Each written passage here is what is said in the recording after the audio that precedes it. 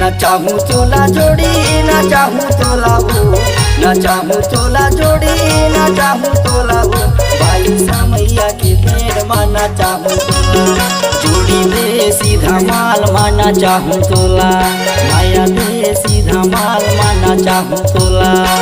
नचाबी मोला राजा नचाबी मोला गार, नचाबी मोला बैहा नचाबी मोला रे, गाँव समैया की भेड़ माना चाबी मोला रे, सीधा माल माना चाबी मोला रे, राजा दे सीधा माल माना चाबी मोला गा।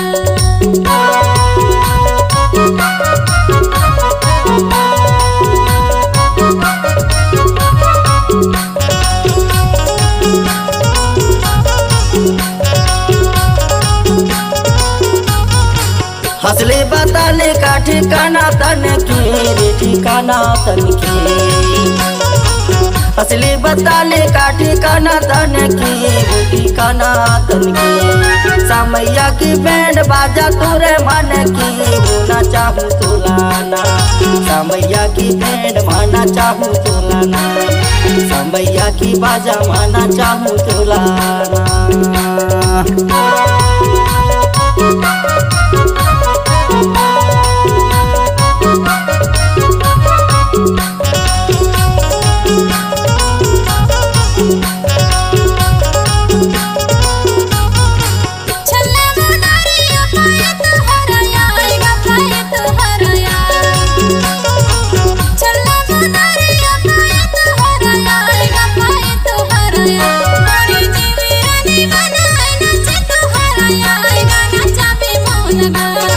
समैया की बैंड माना चाबी मोला रे, सीधा माल माना चाबी मोला गा।